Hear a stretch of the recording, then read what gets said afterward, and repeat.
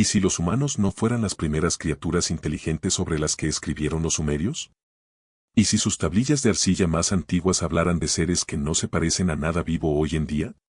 Bajo las cálidas y arenosas llanuras del sur de Irak, donde el viento moldea la arena en lentas olas, fragmentos de arcilla cocida yacen en la oscuridad. Cada tablilla fue prensada hace 5.000 años para salvar lo que no debe olvidarse. Pero lo que salvaron no fue la historia del origen de los humanos. Fue algo que nos precedió. Así que, antes de que el silencio se haga más profundo, tómate un momento para darle a me gusta a este video y suscribirte. Pero solo si te interesan las historias que existen entre lo que podemos demostrar y lo que hemos perdido. Y si sigues aquí, cuéntame en los comentarios desde donde nos escuchas y qué hora es allí. Quiero imaginar esta pregunta extendiéndose a través de las zonas horarias, susurrada en la oscuridad. La historia no comienza con respuestas, sino con arcilla que se resistía a desaparecer. En las décadas de 1840 y 1850, científicos europeos excavaron en las antiguas colinas de Mesopotamia. Esperaban simples arañazos, los primeros intentos de mantener registros. En cambio, encontraron algo inexistente, un sistema de escritura completo. Los sumerios aparecieron en la historia alrededor del 3500 AC con la escritura cuneiforme ya terminada. Marcas en forma de cuña, dispuestas en una gramática compleja, que registraban no solo el conteo de granos y acuerdos, sino también la astronomía, las matemáticas y las ceremonias de los templos. Sus ciudades, Uruk, Eridu, se alzaron con una planificación geométrica perfecta. Sus sistemas hídricos se extendían kilómetros. Su sistema matemático de base 60 aún controla nuestras horas y minutos. Era como si la civilización no se hubiera desarrollado lentamente. Simplemente hubiera llegado. Los académicos han dedicado más de un siglo a intentar explicar esa repentina evolución. Se supone que las civilizaciones avanzan a trompicones. Herramientas toscas que se transforman en mejores. Refugios sencillos que se transforman en ciudades planificadas. Pero los sumerios rompen ese patrón. Su lengua no tiene parientes conocidos. Sus ciudades no muestran un desarrollo lento. Y lo más inquietante de todo es que sus primeras tablillas no comienzan con reyes humanos ni logros humanos. Comienzan con descripciones de otros. Imagina sostener una de esas tablillas. Su superficie aún está áspera por los dedos antiguos. Las marcas de las cuñas describen seres con alas, seres con escamas, seres cuya piel brillaba como el cobre, seres que surgieron de las aguas del Apsu, las profundidades subterráneas. Algunos se llaman Anunnaki, otros Apkayu, otros simplemente, los que bajaron del cielo. Los sumerios no las escribieron como historias. Las registraron con el mismo cuidado que dedicaban al almacenamiento de grano y a la posición de las estrellas, como si escribieran hechos reales. Una tablilla enumera a 7 sabios, mitad pez, mitad humano, que surgieron del mar para enseñar a la gente agricultura, escritura y leyes. Otra describe a reyes anteriores al diluvio cuyos reinados duraron decenas de miles de años, reyes con nombres que no aparecen en ningún otro lugar de la historia de la humanidad. Una tercera habla de dioses menores que trabajaron hasta que se rebelaron y luego fueron reemplazados por una nueva especie, los humanos. La arcilla no adivina. Enuncia hechos. Cuando los científicos excavaron Eridu, la ciudad más antigua de Same según sus propias listas de reyes, encontraron 17 capas de templos superpuestos. Las capas más profundas son anteriores a los asentamientos humanos conocidos. Los cimientos bajo el templo blanco de Uruk utilizan métodos de construcción que no se encuentran en edificios sumerios posteriores. En Kis, las herramientas provienen de capas miles de años más antiguas que los propios sumerios. Cada excavación mostraba el mismo patrón. Algo ya había allí antes. Quizás por eso los sumerios describieron la creación no como un comienzo, sino como un reemplazo. En la historia de Atrasis, los humanos son creados solo después de que una especie anterior se niega a seguir trabajando. El dios Enki sugiere mezclar arcilla con la sangre de un dios asesinado para crear trabajadores que no se rebelen. El lenguaje es científico, paso a paso, como si registrara una solución de ingeniería en lugar de un misterio divino. Algunos investigadores afirman que estas son solo historias mitológicas sobre clasificaciones sociales. Pero la mitología suele simplificar las cosas. Estos textos hacen lo contrario. Ofrecen medidas específicas, árboles genealógicos y posiciones estelares. Distinguen entre personajes humanos y no humanos con rigor científico. Y repiten la misma afirmación inquietante a lo largo de los siglos: venimos después. En el Louvre, una talla de piedra caliza muestra una escena del año 3000 a.C. Figuras con cabezas de pájaro miden el doble que sus asistentes humanos, sosteniendo herramientas cuyo propósito aún no está claro. En el Museo Británico, sellos cilíndricos muestran híbridos de pez y humano enseñando a humanos arrodillados. En el Museo de Irak de Bagdad, antes del saqueo de 2003, las tallas mostraban humanoides reptilianos bendiciendo a reyes sumerios. Estas no son elecciones artísticas aleatorias. Aparecen de forma constante a lo largo de 2000 años de cultura mesopotámica, dibujadas con precisión anatómica. Los historiadores del arte señalan que las proporciones corporales sugieren modelos biológicos reales, no fantasía. Los mismos seres aparecen en listas de reyes, dedicaciones de templos y registros gubernamentales. Un texto neoasirio describe la restauración de un templo según las medidas dejadas por quienes vinieron antes del diluvio. Antes no es una metáfora de la antigüedad, sino un marcador temporal. El diluvio mismo aparece en todas las tradiciones mesopotámicas, sumeria, acadia y babilónica. La historia es siempre la misma. Un mundo anterior termina en agua. Especies enteras desaparecen. Solo sobreviven fragmentos de conocimiento, transmitidos por unos pocos elegidos. Cuando Sir Leonard Woolley excavó en la década de 1920, encontró una capa de arcilla de 2,4 metros depositada por el agua que separaba dos periodos culturales diferentes. Debajo de la capa de inundación, artefactos, cimientos y restos más antiguos. Encima, los sumerios reconstruyendo. Pero las tablillas afirman algo más. Sugieren que el diluvio no solo reinició la historia humana. Borró otros tipos de historia, especies que caminaron, enseñaron, gobernaron y luego desaparecieron, dejando solo sus palabras impresas en arcilla por los sobrevivientes que las recordaban. Por la noche, cuando las salas del museo se vacían y las luces de las vitrinas se atenúan, pienso en esas tablillas que reposan en la oscuridad con temperatura controlada. Cada una, un fragmento de memoria de seres que afirmaron no ser los primeros.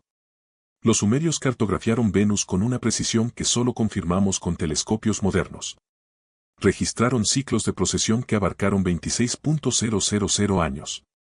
Heredaron una matemática tan avanzada que sugiere no una invención, sino una transmisión. Quizás eso sea lo que más nos perturba. No es que los sumerios fueran avanzados, sino que insisten una y otra vez en que recibieron instrucción de seres que describen con alas, escamas, cuerpos anfibios y piel brillante. Seres cuyas formas físicas no coinciden con ninguna especie de nuestro registro fósil actual. Lo llamamos mitología porque la alternativa rompe algo fundamental, la creencia de que los humanos son los primeros autores de la historia, no sus herederos. Pero la arcilla susurra una historia diferente. Una en la que llegamos tarde a un mundo ya moldeado por otros, donde nuestro primer acto de escritura fue un acto de recordar, de preservar los últimos rastros de especies que existieron antes del diluvio, antes del silencio, antes de nosotros. Si los sumerios no describían dioses, símbolos ni metáforas, si documentaban lo que realmente creían haber heredado, la pregunta se vuelve insostenible: ¿quiénes eran estos seres que gobernaron, enseñaron y desaparecieron antes del surgimiento de la humanidad? ¿Y qué queda de ellos bajo la arena?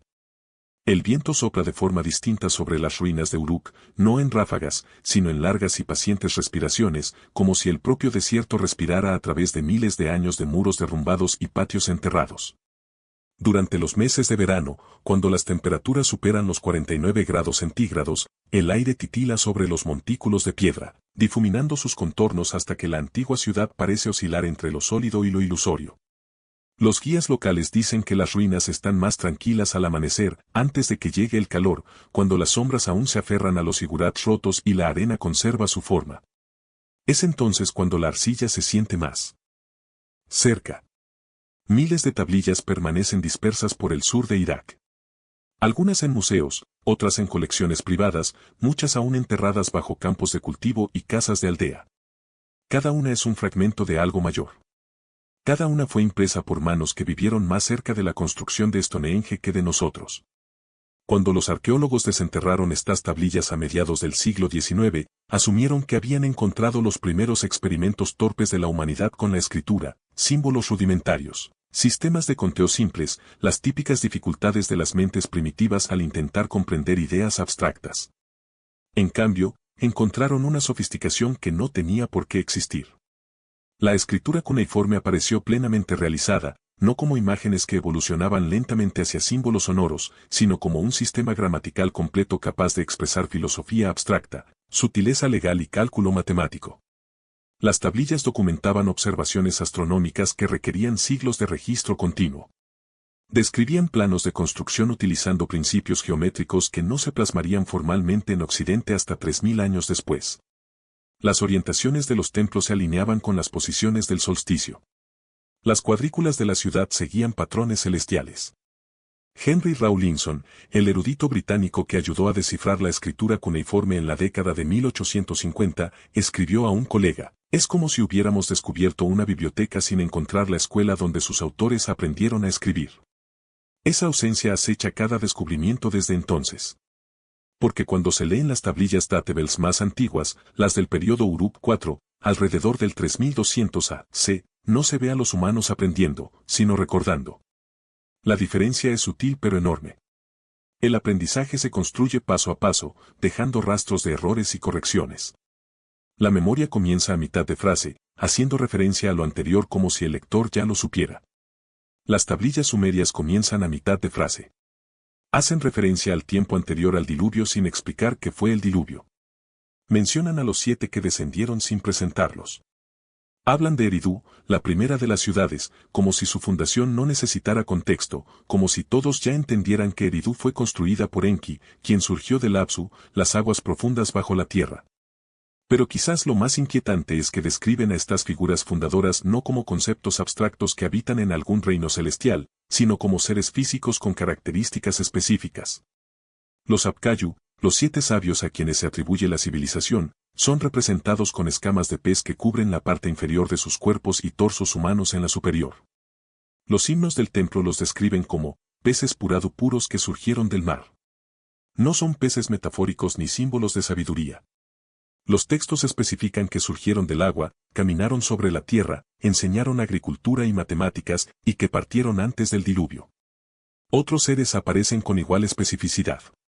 Los Anunnaki son descritos como altos, con cráneos alargados y una piel que refleja la luz como el cobre pulido. Varios textos señalan que necesitan el pan de vida y el agua de vida para su sustento, provisiones traídas del lugar resplandeciente de lo alto. En la epopeya de Gilgamesh, el rey describe su encuentro con uno de estos seres. Su cuerpo estaba cubierto de pelo como el de la bestia, pero caminaba erguido. Su fuerza era como la fuerza de muchos hombres. Mientras tanto, las tablillas administrativas del período dinástico temprano enumeran ofrendas realizadas a quienes moran en el Apsu, el palacio submarino de Enki. Las ofrendas incluyen alimentos, textiles y artesanías, lo que sugiere que se entendía que los destinatarios tenían necesidades físicas y presencia física. La evidencia arqueológica profundiza el enigma. Los sellos cilíndricos del período Uruk, las primeras obras de arte identificadas de la humanidad, muestran constantemente las mismas imágenes, grandes figuras con rasgos no humanos interactuando con asistentes humanos más pequeños. Seres con cabeza de pájaro sostienen varas de medir y cuerdas enrolladas, herramientas asociadas con la construcción de templos y la agrimensura. Híbridos de pez humano se yerguen ante humanos arrodillados en posturas de instrucción. Seres con coronas de cuernos y alas se alzan sobre escenas agrícolas. No se trata de florituras artísticas ocasionales. Aparecen en miles de sellos a lo largo de 5 siglos, reproducidos con minuciosa atención al detalle anatómico, la estructura muscular, la articulación, la posición precisa de las alas o las escamas. Los historiadores del arte los llaman seres compuestos, un término que describe la forma sin explicar su origen. ¿Por qué una civilización invertiría tanto esfuerzo en representar seres que sabía que eran imaginarios? ¿O acaso sabía que lo eran? El vaso Barca, descubierto en Uruk y datado aproximadamente del 3200 a.C., muestra una procesión de ofrendas presentadas a Inanna. El registro inferior representa grano y agua, fundamento de la vida. El registro central muestra animales y humanos. El registro superior muestra a la diosa recibiendo tributo, flanqueada por 2 figuras altas cuyas proporciones no se ajustan a la anatomía humana. Sus torsos son alargados, sus extremidades inusualmente delgadas y sus cabezas, de forma claramente no humana. Los carteles de los museos los llaman deidades acompañantes, pero los sumerios tenían un término diferente. Los llamaban Dingir, la palabra que traducimos como Dios, pero que literalmente significa aquellos que vinieron del resplandor. No son seres metafísicos ni fuerzas conceptuales. ¿De dónde vinieron aquellos que vinieron? Las tablillas repiten la frase, de An, el cielo, y de Apsu, las aguas profundas. Dos orígenes, dos tipos de seres, ambos descritos como anteriores a la existencia de los humanos en su forma actual, a ambos se les atribuye la configuración del mundo que heredó la humanidad. La pregunta se hace inevitable: si los sumerios simplemente inventaban deidades para explicar fenómenos naturales, como tradicionalmente suponen los estudiosos, ¿por qué darles características biológicas tan específicas y, a menudo, no divinas? ¿Por qué describir a dioses que comen, que sudan, que sangran al ser cortados, que se cruzan con humanos y tienen descendencia? ¿Por qué documentar sus medidas físicas, su vestimenta, sus herramientas, a menos que no estuvieran inventando nada? A menos que estuvieran documentando.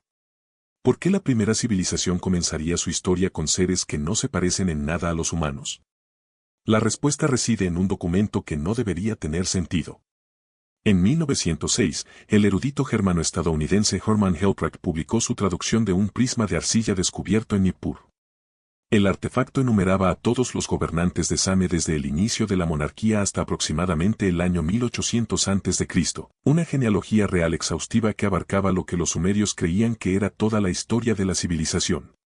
Los académicos esperaban una lista típica de reyes, nombres, duración de sus reinados y quizás alguna que otra exageración propagandística.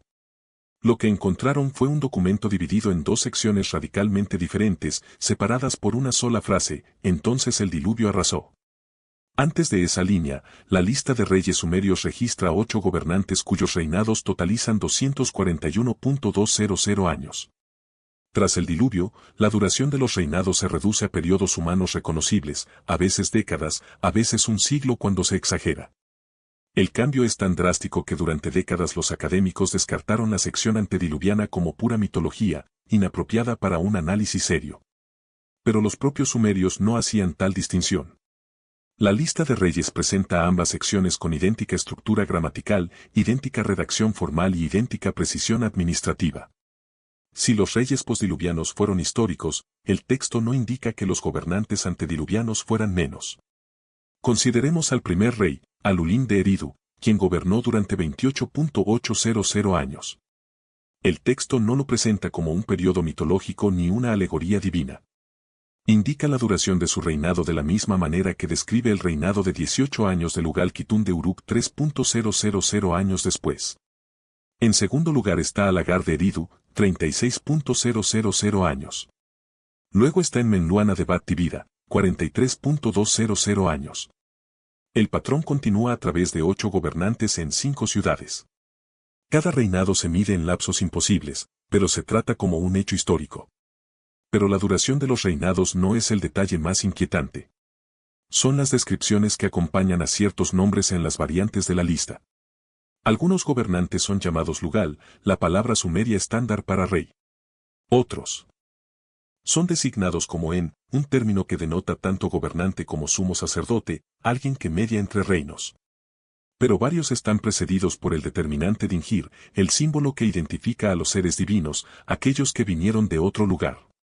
No reyes que se convirtieron en dioses después de la muerte, seres que gobernaron siendo divinos, antes de que la humanidad tuviera sus propios reyes. Una tablilla fragmentaria de Larsa proporciona detalles adicionales. Describe a Enmendur-Ana, séptimo de los gobernantes antediluvianos, como amado de Anu, Enlil y Ea, los 3 dioses supremos, y señala que fue llevado a la asamblea de los dioses para aprender los secretos del cielo y la tierra. A su regreso, enseñó a la humanidad adivinación, presagios y la lectura de los movimientos celestiales. La tablilla añade una frase peculiar: su apariencia era como la de los dioses, no como la de los hombres. Diferencia física, no elevación metafórica. Mientras tanto, otra tradición registrada en textos babilónicos posteriores afirma que Enmendur-Ana nunca murió, sino que fue llevado a morar con los dioses en los cielos. Su sucesor, Ubar-Tutu, se convirtió en el último rey antediluviano, padre de Ziusudra, el Noé sumerio, quien sobrevivió al diluvio en una gran barca y preservó lo que quedaba del antiguo conocimiento. Luego vino el diluvio. Entonces todo cambió. La evidencia arqueológica sugiere que el cambio fue más que mitológico. Cuando Leonard Woolley excavó las tumbas reales de Ur en 1929, encontró una capa de arcilla depositada por el agua de 2,4 metros que separaba dos periodos culturales distintos. El estrato superior mostraba artefactos sumerios. Debajo yacían restos de una cultura anterior, menos sofisticada, enterrados bajo depósitos de inundación. Woolley declaró célebremente haber encontrado evidencia del diluvio bíblico, aunque análisis posteriores sugirieron una inundación masiva, pero regional, alrededor del 2900 a.C. Sin embargo, la capa de inundación no fue exclusiva de Ur. Las excavaciones en Kish revelaron depósitos de agua similares. También lo hicieron Surukpak, la ciudad donde supuestamente vivió Ziusudra antes del diluvio. Cada sitio mostró el mismo patrón: destrucción, inundación y luego reconstrucción cultural. Algo había terminado una era y comenzado otra. Sin embargo, bajo esas capas de inundación, emergió algo más extraño. En Eridu, identificada por los propios sumerios como la ciudad más antigua, la primera sede de la realeza antes del diluvio, los arqueólogos descubrieron 17 niveles de construcción separados. Los templos descendían cada vez más profundamente, cada capa más antigua que la anterior. Para cuando los excavadores llegaron a los niveles más bajos, encontraron técnicas arquitectónicas anteriores a cualquier elemento reconociblemente sumerio. Las piedras de cimentación mostraban diferentes marcas de herramientas. La mampostería seguía patrones alternativos. Lo más desconcertante es que los cimientos más profundos del templo se asentaban sobre tierra virgen, datada aproximadamente del 5400 a.C., casi 2000 años antes del supuesto inicio de la civilización sumeria. ¿Quién construyó los primeros templos de Eridu? En Kish surgieron herramientas de sílex de estratos datados por carbono en el 7000 a.C., hojas y raspadores sofisticados que aparecen en capas que supuestamente precedieron al asentamiento humano en el sur de Mesopotamia. En Uruk, los cimientos bajo el templo blanco incorporaron bloques de piedra caliza de varias toneladas, transportados desde canteras a más de 96 kilómetros de distancia mediante métodos que no dejaron rastro arqueológico. La ingeniería requerida sugería una capacidad organizativa muy superior a la que la sociedad sumeria primitiva debería haber poseído. Luego están los depósitos de cimentación. En toda Mesopotamia, los constructores colocaron cilindros con inscripciones bajo las esquinas de los templos, documentando quién construyó el edificio y por qué. Pero algunos cilindros contienen una frase peculiar: restaurados según las medidas dejadas por los antiguos, o reconstruidos sobre cimientos prediluvianos. No cimientos metafóricos, medidas específicas, planos específicos, como si los constructores trabajaran a partir de planos heredados. Una tablilla cuneiforme de Babilonia, datada del siglo VI a.C., pero copiada de fuentes más antiguas, describe la restauración de Esagila, el gran templo de Marduk. El texto explica que el arquitecto utilizó el plano original anterior al diluvio, que Ea dibujó sobre la arcilla del Apsu antes del diluvio. Un plano dibujado por Ea, el dios de la sabiduría que habitaba en las aguas profundas, preservado tras un cataclismo y utilizado para reconstruir lo destruido. La implicación es inevitable. Los sumerios creían que estaban reconstruyendo, no inventando. Se veían a sí mismos como herederos de un mundo moldeado por otros, otros que gobernaron durante periodos imposibles, otros que poseían un conocimiento inimaginable para la humanidad, otros que desaparecieron cuando el agua arrasó la tierra. La lista de reyes explicita esta sucesión. Antes del diluvio, 8 gobernantes de extraordinaria longevidad, algunos considerados divinos, gobernando desde ciudades cuyos cimientos se remontan a la prehistoria. Después del diluvio, la realeza descendió del cielo una vez más. No se inició por primera vez, sino que se restableció. El verbo es crucial. Restauras lo que existía antes. Restauras lo que se interrumpió. La humanidad no inició la institución de la realeza.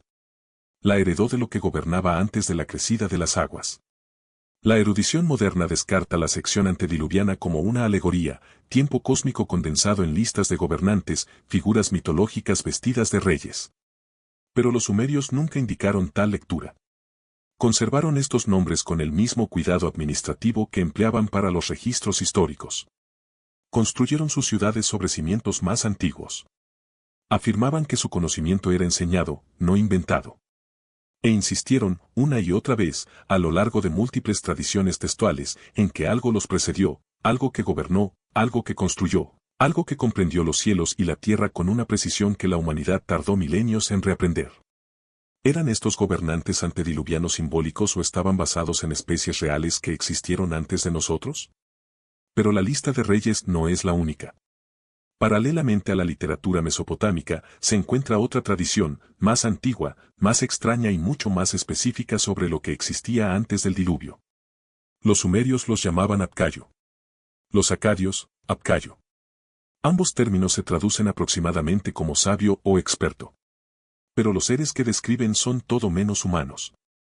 En las referencias más antiguas, dispersas en himnos de templos, conjuros y textos rituales, los Apcayus se presentan como 7 figuras que emergieron del Apsu, el océano primigenio de agua dulce bajo la tierra, durante el reinado de los primeros reyes antediluvianos.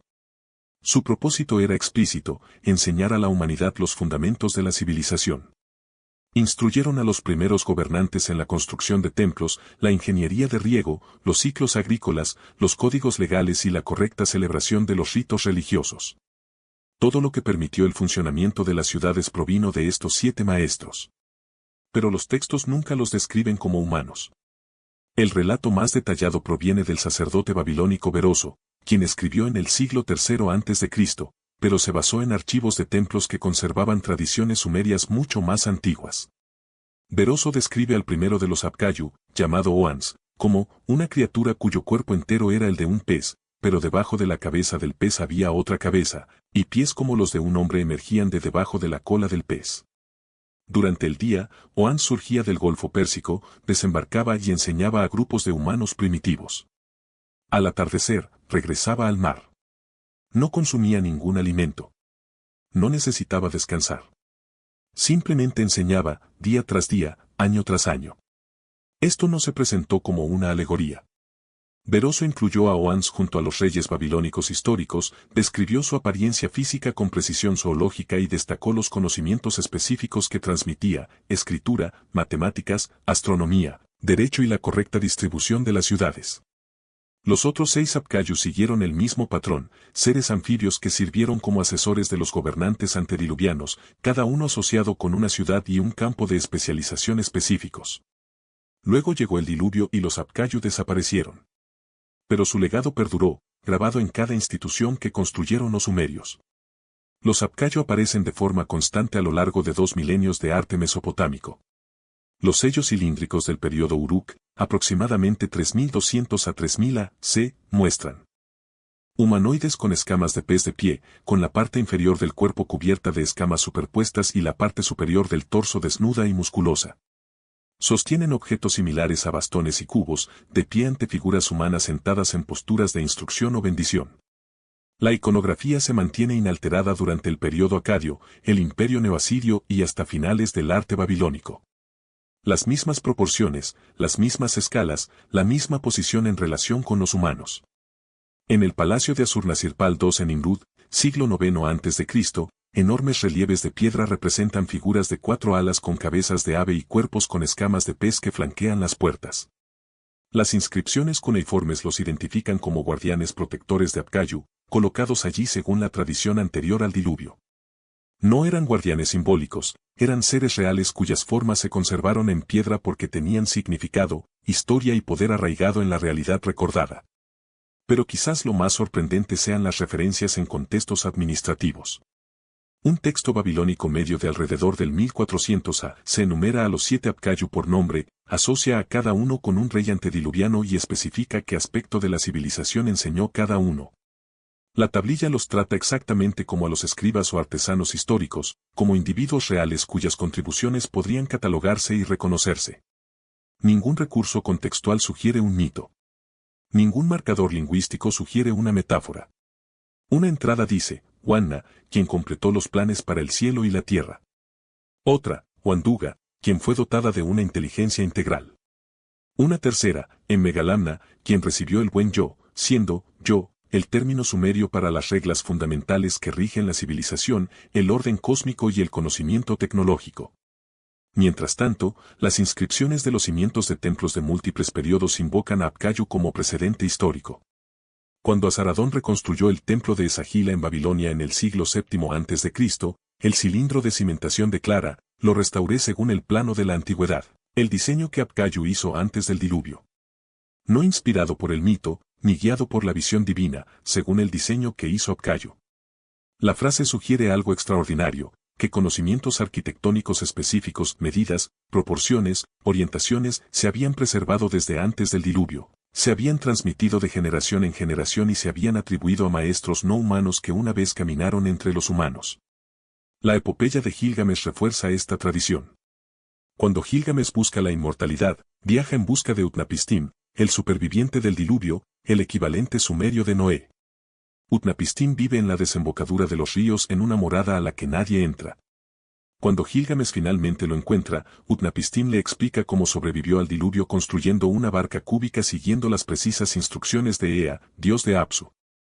Pero el texto añade un detalle crucial: las instrucciones de Ea se basaban en el antiguo conocimiento de Apcayu, quien conocía las medidas de todas las cosas. De nuevo, medidas específicas, conocimiento antiguo, origen prediluviano. La consistencia es lo que llama la atención. A lo largo de 2000 años, en múltiples lenguas, sumerio, acadio, babilónico, asirio, los Apcayu permanecen inalterados. Siempre son 7. Siempre emergen del agua. Siempre enseñan antes del diluvio. Siempre sirven a reyes específicos. Y siempre se les describe con las mismas características físicas, cuerpos anfibios, escamas, inteligencia similar a la humana, esperanza de vida inmortal. La mitología tiende a la deriva. Las historias cambian a medida que se relatan. Los detalles se transforman. Aparecen nuevos adornos. Pero los Apcayu no se desvían. Son puntos fijos en la narrativa histórica, tan estables como la propia lista de reyes. Los estudiosos modernos suelen interpretarlos como personificaciones de la sabiduría, la idea de la transmisión del conocimiento materializada. Sin embargo, esta interpretación se contradice con la evidencia. Las personificaciones no aparecen en las inscripciones arquitectónicas como fuentes de medidas específicas. No aparecen en los catálogos administrativos junto con los funcionarios humanos. Las personificaciones no conservan descripciones físicas idénticas a lo largo de 20 siglos de representación artística. Los sumerios poseían numerosas personificaciones reales, conceptos como la abundancia, la justicia y la artesanía, representados como atributos divinos o fuerzas abstractas. Sin embargo, los trataban de forma diferente a los Apcayu. Las personificaciones se encuentran en el ámbito del concepto. Los Apcayu se encuentran en el ámbito de la acción. Enseñan a personas específicas en ciudades específicas durante reinados específicos. Dejan tras de sí un conocimiento específico codificado en textos específicos. Un texto de la biblioteca de Asurbanipal, siglo VII a.C., pero copiado de fuentes mucho más antiguas, enumera 7 tablillas de conocimiento fundamental. Cada tablilla se atribuye a un Apcayu. Los temas incluyen arquitectura de templos, cálculo astronómico, plantas medicinales, técnicas de adivinación, precedentes legales, ciclos agrícolas y procesos metalúrgicos. Estas no son enseñanzas de sabiduría abstracta. Son manuales técnicos, el tipo de conocimiento práctico que permite el funcionamiento de la civilización.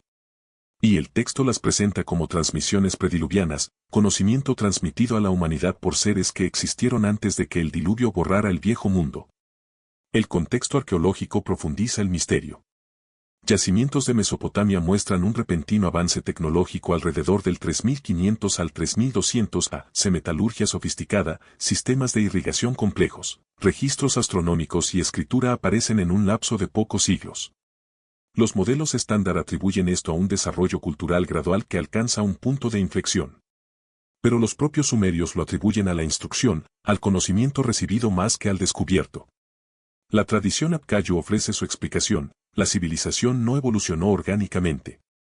Fue enseñada por seres que recordaban lo que existía antes, seres que sobrevivieron a la catástrofe que puso fin al mundo antediluviano y optaron por preservar lo que de otro modo se perdería.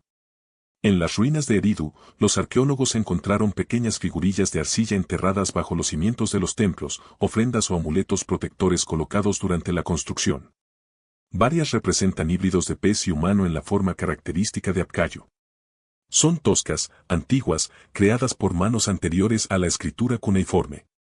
Alguien creó estas figuras antes de que existieran los registros escritos, lo que sugiere que la tradición de los maestros hombres pez se remonta incluso a antes de nuestros textos más antiguos.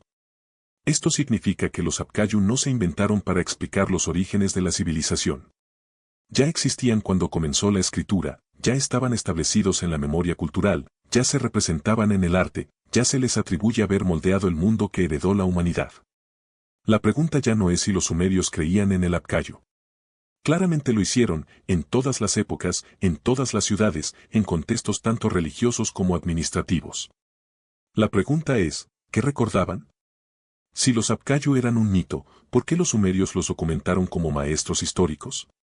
La respuesta puede estar en lo que dijeron los sumerios sobre el origen de la humanidad y, más importante aún, en lo que existía antes de nosotros.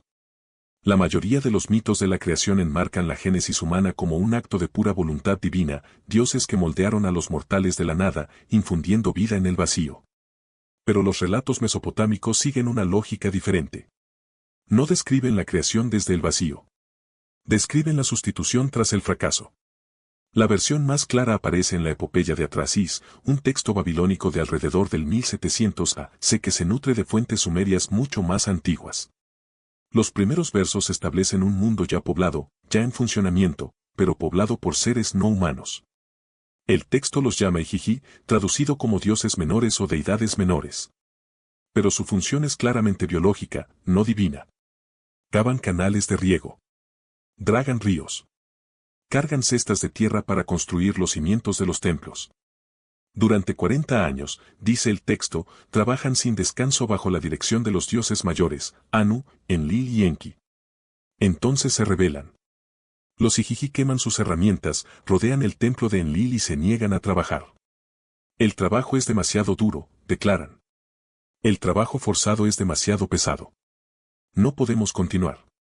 Enlil, furioso por el levantamiento, convoca una asamblea de los dioses para decidir el destino de los Ijiji. ¿Deberían ser destruidos? ¿Castigados? Pero Enki, dios de la sabiduría y de las aguas profundas, propone una solución diferente. Creemos un Luyu, dice. Un trabajador primitivo, una especie de reemplazo diseñada específicamente para realizar el trabajo que los Ijiji rechazan. La redacción es notable. Enki no sugiere llamar a los humanos a la existencia espiritual.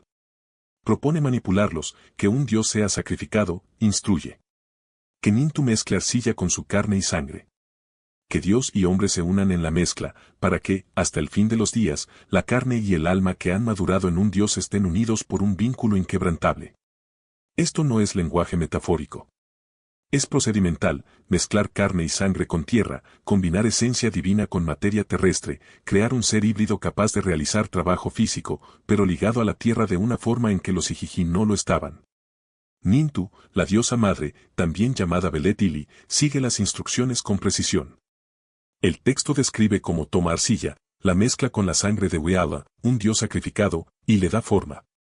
Crea 14 humanos, 7 hombres y 7 mujeres. El proceso es biológico, casi clínico en su descripción.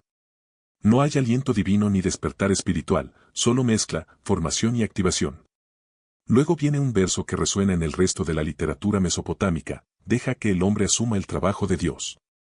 A los humanos se les asigna la labor que los Ijiji abandonaron. Los ríos necesitan dragado. Los campos necesitan cuidados. Los templos necesitan mantenimiento. El propósito de la humanidad no es la adoración ni la iluminación. Es el trabajo. Pero el texto revela algo más inquietante. Los Ijiji no desaparecen tras la creación de la humanidad. Permanecen presentes en la narrativa, observando, interactuando ocasionalmente con los humanos. La epopeya de Atrasis los describe, morando en las alturas, mientras los humanos se multiplican en la tierra. La separación vertical sugiere dos especies que ocupan zonas diferentes del mismo mundo, una reemplazada en su función, pero no completamente extinguida. Más tarde, cuando la humanidad se vuelve demasiado numerosa y ruidosa, Enlil intenta reducir la población mediante plagas, sequías y, finalmente, inundaciones. Pero Enki advierte a un humano, el propio Atrasis, que construya un barco. Llega el diluvio. La humanidad sobrevive gracias a una sola familia.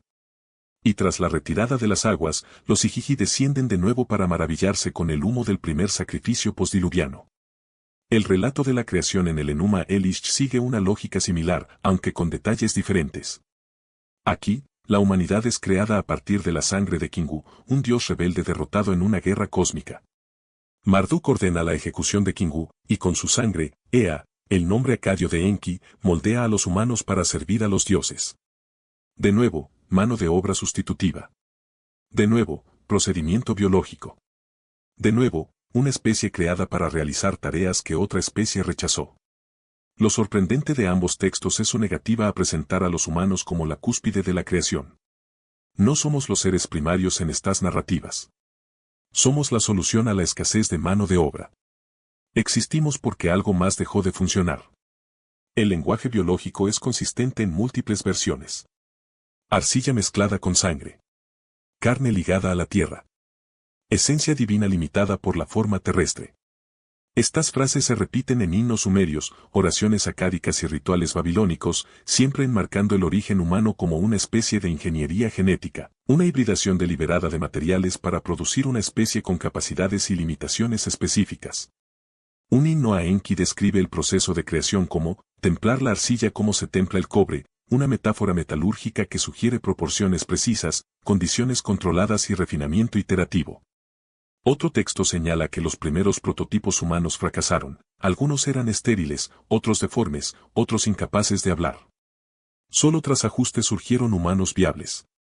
Así no es como la mitología suele abordar la creación. Los orígenes mitológicos suelen ser instantáneos, perfectos y predestinados. Pero estos textos describen el ensayo y error, la resolución de problemas y las limitaciones de la ingeniería. Se leen menos como poesía religiosa y más como informes técnicos de un proyecto biológico con objetivos específicos. Las implicaciones se hacen más pesadas cuanto más tiempo pasas con ellos. Si los Igigi eran trabajadores que se rebelaron, ¿qué eran? Los textos los llaman dioses, pero dioses que cavan canales, que se cansan, que queman herramientas en protesta. Su comportamiento es biológico, sus necesidades físicas, sus agravios materiales. Suenan menos como seres divinos y más como una especie anterior, quizás una que también sirvió, que también trabajó, hasta que la carga se volvió insoportable. Y si los humanos fueron creados para reemplazarlos, esto sugiere un patrón, especies diseñadas para el trabajo, que finalmente se niegan, y finalmente son reemplazadas. Los Igigi reemplazaron a alguien antes. Los humanos reemplazan a los Igigi. El ciclo implica repetición, una larga historia de trabajadores que ascendieron y cayeron antes del comienzo de nuestro capítulo. Algunos académicos argumentan que los textos constituyen un comentario social que critica los sistemas laborales mesopotámicos al proyectarlos a escala cósmica. Sin embargo, esta interpretación se enfrenta a la coherencia del marco biológico. Si los Igigi eran metáforas de los trabajadores humanos, ¿por qué describirlos como habitantes del cielo? ¿Por qué diferenciar sus linajes de los humanos en listas de reyes posteriores? ¿Por qué mostrarlos asistiendo a asambleas divinas que excluyen a los humanos?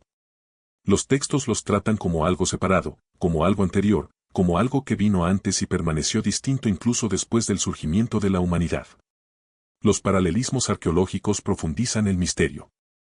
Estudios genéticos de las antiguas poblaciones mesopotámicas revelan una diversidad inusual en las capas más tempranas, múltiples linajes ancestrales que convergen en el sur de Irak alrededor del 4000 a.C., lo que sugiere que diferentes grupos se fusionaron para formar lo que llamamos civilización sumeria. Algunos investigadores proponen que esto representa a poblaciones desplazadas que migraron tras una catástrofe climática. Pero los textos sumerios sugieren algo más extraño, que coexistieron diferentes tipos de seres, que algunos enseñaban mientras otros aprendían, que la humanidad surgió no aisladamente, sino en presencia de otros que moldearon nuestro desarrollo inicial. Los mitos de la creación lo presentan no como un contacto cultural, sino como una sucesión biológica. Una especie retrocede. Otra toma el control. El conocimiento se transfiere. El trabajo continúa. El mundo se reconstruye. En la epopeya de Gilgamesh, el héroe se encuentra con Enkidu, descrito como creado de arcilla por la diosa Aruru en respuesta a la tiranía de Gilgamesh. Enkidu comienza siendo salvaje, cubierto de pelo, viviendo entre animales. Pero Chamat, la sacerdotisa del templo, lo civiliza mediante 7 días de unión sexual, tras los cuales Enkidu adquiere el habla, la comprensión y el comportamiento humano. El proceso refleja la creación de Atrasis, materia prima moldeada, luego activada mediante la mezcla con esencia divina. Pero Enkidu permanece parcialmente otro. Posee una fuerza sobrehumana, entiende lenguajes animales y sueña visiones proféticas negadas a los humanos comunes. Es un híbrido, atrapado entre dos categorías, como la humanidad misma, según estos textos, mitad arcilla, mitad sangre divina, capaz de civilización pero marcado por algo más antiguo, algo integrado en nuestros cimientos que ya no reconocemos. Los textos vuelven obsesivamente a este tema. Los humanos no somos pura creación, sino seres compuestos, ensamblados a partir de los restos de lo anterior. Llevamos rastros de especies anteriores en nuestra sangre, nuestra forma, nuestro propósito. Fuimos creados para continuar la obra que otros iniciaron, para mantener sistemas que no diseñamos, para habitar un mundo ya moldeado por manos que no eran las nuestras. ¿Quiénes eran estos trabajadores que precedieron a los humanos? ¿Y por qué desaparecieron? Los textos podrían descartarse como metáforas elaboradas si no fuera por lo que sobrevive en piedra. A lo largo de 4.000 años de civilización mesopotámica, desde los primeros asentamientos sumerios hasta la caída de Babilonia, los artistas tallaron las mismas figuras en sellos cilíndricos, muros de palacios, puertas de templos y mojones. No de forma ocasional ni como florituras decorativas, sino de forma constante y sistemática, con una precisión anatómica que sugiere que estas formas tenían un peso que trascendía el simbolismo. Al recorrer las galerías mesopotámicas de cualquier museo importante, el patrón se vuelve ineludible. Los seres representados junto a los humanos no son abstracciones estilizadas. Poseen estructura muscular, articulación y proporciones esqueléticas que se mantienen constantes a lo largo de siglos de tradición artística. Y aparecen en contextos que los enmarcan no como ornamento mitológico, sino como participantes activos en los asuntos humanos, enseñando, bendiciendo, midiendo, protegiendo y moldeando el mundo. La forma más común muestra una figura humanoide con cabeza de ave, generalmente un águila o un halcón. Estos seres se yerguen sobre dos piernas, con cuerpos musculosos y proporciones humanas de cuello para abajo, pero con cabezas claramente aviares, picos curvados, ojos frontales y crestas emplumadas. Aparecen en sellos cilíndricos sumerios del 3000 a.C., en relieves acadios del 2300 a.C. y en muros de palacios neoasirios del 700 a.C. La iconografía abarca 2300 años sin variaciones significativas. En el palacio de Asurnasirpal II en Nimrud, construido alrededor del año 865 a.C., enormes losas de piedra muestran estas figuras con cabeza de pájaro de más de 2,4 metros de altura, empequeñeciendo a los asistentes humanos que las acompañan. Sostienen piñas en una mano y pequeños cubos en la otra, extendiéndose hacia árboles estilizados en gestos que los relieves etiquetan como de bendición o purificación. Sus alas, 4 en algunas representaciones, 2 en otras, se extienden simétricamente desde la espalda, emplumadas con un minucioso detalle que distingue las plumas de vuelo primarias de las coberteras secundarias. Las leyendas cuneiformes los identifican como Apcayu, el mismo término empleado para los 7 sabios antediluvianos. Pero aquí se les representa desempeñando roles rituales activos, no como figuras mitológicas distantes. Celebran ceremonias junto a los reyes asirios. Flanquean las puertas como guardianes protectores. Aparecen en escenas que muestran la construcción de templos, la bendición de las cosechas y la consagración de objetos sagrados. La escala es deliberada. Cuando figuras humanas y seres con cabeza de pájaro aparecen juntos, la diferencia proporcional se mantiene, los seres miden aproximadamente 1,5 veces la altura humana. No se trata de una exageración artística que varíe de una pieza a otra. Es una proporción constante, lo que sugiere que la diferencia de tamaño tenía un significado, quizás el recuerdo de una distinción física real entre especies. Luego están las formas reptilianas, menos comunes que el apcayu con cabeza de pájaro, pero igualmente detalladas. Estas figuras muestran cuerpos humanoides cubiertos de patrones de escamas que siguen las líneas anatómicas naturales, escamas más pequeñas en las articulaciones donde se requiere flexibilidad, escamas más grandes y superpuestas en el torso y los muslos. Algunos visten faldas cortas y joyas elaboradas. Otros aparecen desnudos, con su piel escamosa, cuidadosamente diseñada, diferenciando la textura del patrón decorativo. Un mojón del periodo casita, alrededor del 1300 a.C., muestra a uno de estos seres de perfil, sosteniendo un bastón coronado con el símbolo omega, símbolo de autoridad divina. La cabeza de la figura es claramente no humana, cráneo alargado, cresta que va desde la frente hasta la coronilla, ojos ligeramente más laterales que frontales. Sin embargo, la postura es erguida, las manos humanas y el porte digno. La inscripción de la piedra se refiere al guardián del antiguo límite, establecido por quienes midieron antes del diluvio. No se trata de guardianes simbólicos, quienes midieron, tiempo pasado, acción específica. Los humanoides alados presentan un enigma diferente. Estos seres, a menudo llamados Sedu o Lamazo en textos acadios posteriores, combinan cabezas humanas con cuerpos leoninos o bovinos y alas enormes. Sin embargo, versiones sumerias anteriores muestran formas completamente humanoides con alas unidas a los omóplatos, de pie y caminando sobre dos piernas. Llevan túnicas elaboradas, tocados de varios niveles y joyas que incluyen brazaletes circulares y broches en forma de roseta. Lo notable es el detalle aplicado a sus alas. Los artistas no las representaron como elementos simbólicos simplificados. Mostraron plumas individuales, una articulación adecuada del ala en la articulación del hombro y proporciones de envergadura anatómicamente plausibles. En un sello cilíndrico de Ur, datado aproximadamente del 2600 a.C., las plumas de una figura alada están talladas individualmente, primarias, secundarias y coberteras, dispuestas según el patrón que se encuentra en las alas de las aves reales. El esfuerzo requerido sugiere que la forma importaba, que la precisión tenía un propósito más allá de la decoración. Estos seres aparecen en escenas de trascendencia cósmica, asisten en los eventos de la creación, sostienen cuerdas de medición durante la fundación de templos y dan testimonio en asambleas divinas. Pero también aparecen en contextos administrativos, en sellos usados por sacerdotes y funcionarios, en tablillas que registran las dedicaciones de templos y en mojones que definen los límites de las propiedades. Lo sagrado y lo burocrático se confunden, lo que sugiere que estas formas no se limitaban a la imaginación religiosa, sino que penetraban la vida institucional cotidiana. Sobre muchas de estas figuras no humanas aparece un símbolo específico, la estrella de 8 puntas, símbolo del Dingir, el elemento determinante que marca a los seres divinos o de origen celestial. Pero el símbolo aparece de forma selectiva. Los reyes humanos no lo reciben. Los sacerdotes humanos no lo reciben.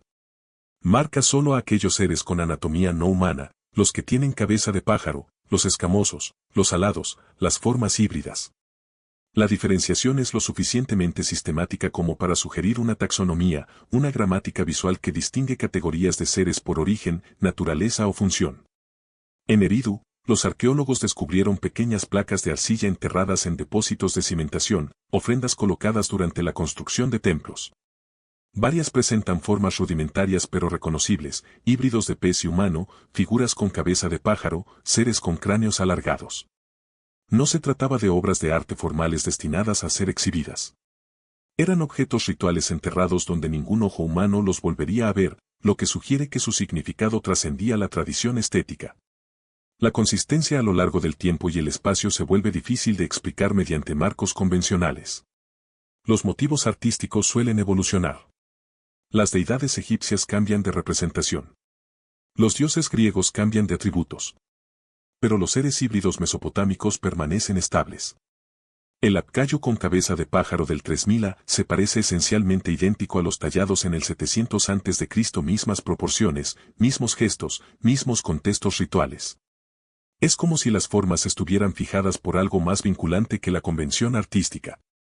Algunos historiadores del arte sugieren que estas representan transformaciones chamánicas, sacerdotes con máscaras rituales, cuyos estados espirituales se visualizan como cambios corporales.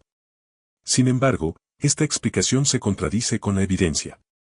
Cuando los humanos usan máscaras en el arte mesopotámico, estas se representan claramente como objetos colocados sobre el rostro. Se ven correas. Debajo se aprecian rasgos humanos.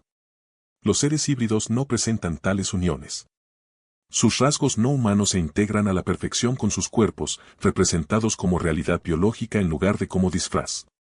Además, se les muestra realizando tareas que los humanos en las mismas escenas no realizan, sosteniendo objetos que los humanos no pueden sostener, de pie en posiciones que los humanos no pueden ocupar, interactuando con elementos cósmicos, árbol de la vida, símbolos celestiales, asambleas divinas, que permanecen inaccesibles para las figuras humanas en los paneles adyacentes. El contexto arquitectónico profundiza el misterio. En la puerta de Istar en Babilonia, construida alrededor del 575 a.C., las paredes muestran filas alternadas de toros y mususu, criaturas con forma de dragón, cuellos serpentinos, patas delanteras leoninas y patas traseras aviares. El mususu no aparece en ningún lugar de la naturaleza, pero su representación conserva una coherencia anatómica. Los músculos se insertan lógicamente. Las articulaciones se articulan correctamente.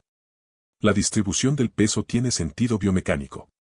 Quien diseñó estas formas comprendía la anatomía lo suficiente como para crear organismos híbridos plausibles. La inscripción en la puerta atribuye su construcción a Nabucodonosor II, pero señala que el programa decorativo sigue el modelo establecido por los constructores de antaño, que conocían las formas de los guardianes. Una vez más, conocimiento transmitido por constructores anteriores, formas heredadas en lugar de inventadas. En 1936, el arqueólogo Max Mallowan excavó un templo en Nimrud y halló una serie de pequeñas figurillas de bronce enterradas bajo el suelo. Las figuras representaban las formas híbridas típicas, humanoides con cabeza de pájaro, seres con escamas de pez y figuras aladas con atributos animales. Pero el análisis químico reveló algo inesperado: la aleación de bronce coincidía con técnicas del periodo acadio, alrededor del 2300 A.C. Sin embargo, las figuras fueron enterradas durante la construcción neoasiria, alrededor del 800 A.C., lo que sugiere que los objetos ya eran antiguos cuando fueron enterrados, tratados como reliquias preciosas de una época muy anterior. Los asirios conservaban artefactos de 1500 años de antigüedad, artefactos que representaban seres que aún reconocían como significativos. La continuidad de la tradición abarca no solo siglos, sino milenios, y cada generación hereda formas que no creó, conservando imágenes cuyos orígenes se remontan a tiempos inmemoriales. ¿Qué podría sostener tal consistencia? La doctrina religiosa por sí sola rara vez mantiene la precisión iconográfica a lo largo de 2000 años. Los seres mitológicos se mueven, se fusionan, se transforman. Pero estas formas no se mueven. Permanecen distintas, detalladas, diferenciadas, como si estuvieran unidas por algo más fuerte que la tradición. Quizás por la memoria. ¿Por qué los sumerios preservaron estas formas no humanas con tanta precisión anatómica? Las imágenes conservan lo que las palabras describen, pero ambas apuntan hacia la misma línea divisoria, el diluvio. Todas las tradiciones mesopotámicas, sumerias, acadias, babilónicas y asirias registran un diluvio catastrófico que puso fin a un mundo y dio inicio a otro. La historia aparece en el Génesis de Eridu, la epopeya de Atrasis, la epopeya de Gilgamesh y en docenas de textos fragmentarios que abarcan 3 milenios. Los detalles varían ligeramente. A veces, el sobreviviente se llama Siusudra, a veces Atrasis, a veces Utnapishtim. Pero la narrativa central permanece constante: los dioses deciden destruir el mundo con agua. Una deidad advierte a un hombre justo. El hombre construye un barco. Llega el diluvio. Todo muere excepto lo que se refugia en el barco. Las aguas retroceden. El sobreviviente ofrece un sacrificio. Los dioses lamentan su decisión. La vida comienza de nuevo.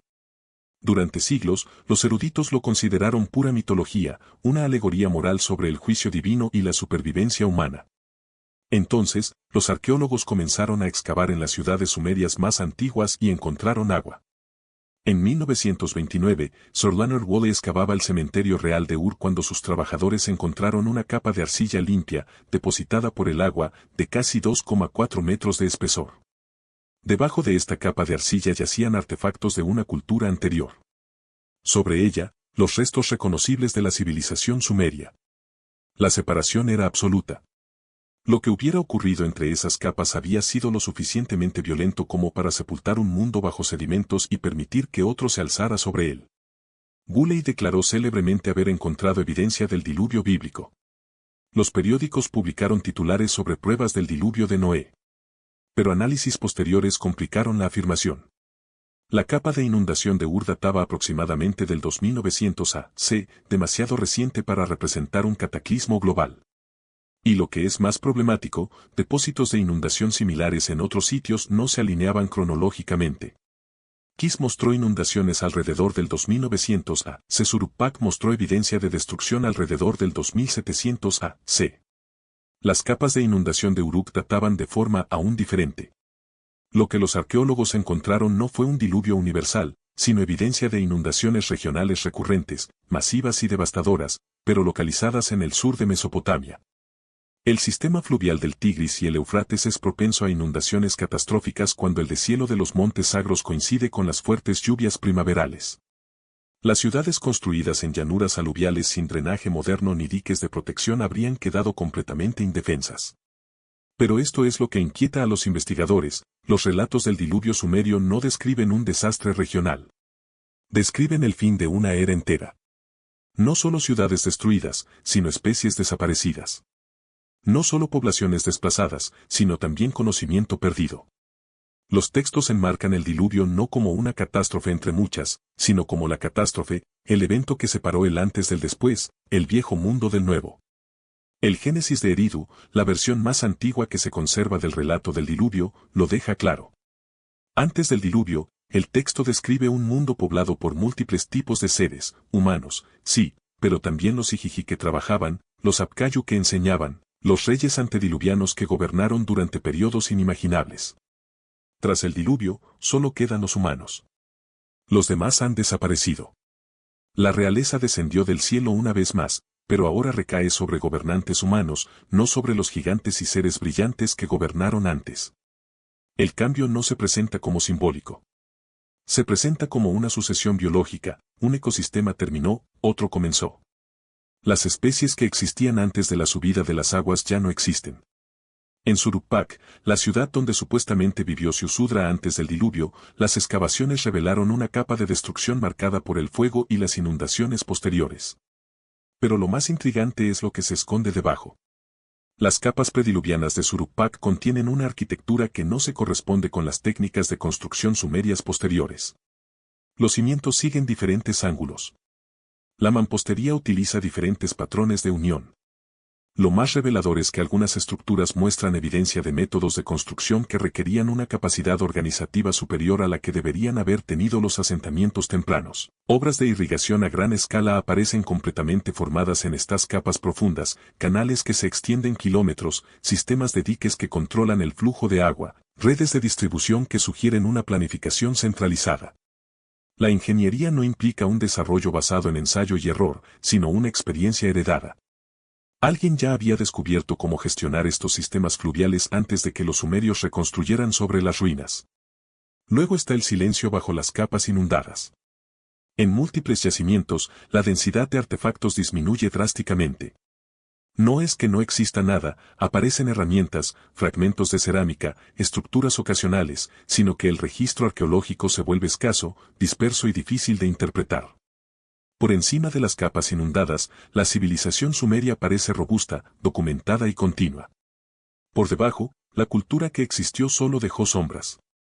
Los textos sumerios ofrecen una explicación: el diluvio borró no solo ciudades sino poblaciones enteras, no solo humanos sino otros seres que compartían el mundo antes de que llegaran las aguas. La epopeya de Gilgamesh describe las consecuencias del diluvio con especificidad ecológica. Utnapishtim libera una paloma, luego una golondrina y luego un cuervo para buscar tierra firme. Los dos primeros regresan. El cuervo no, encuentra carroña para alimentarse, cadáveres dejados por el diluvio. El detalle es inquietante, un mundo cubierto de muerte, una extinción plasmada en la literatura sagrada. Otros textos profundizan.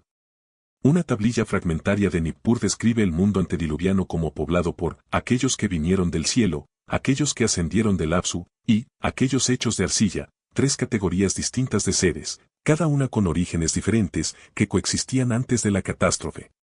Tras el diluvio, señala la tablilla, solo aquellos hechos de arcilla permanecen numerosos.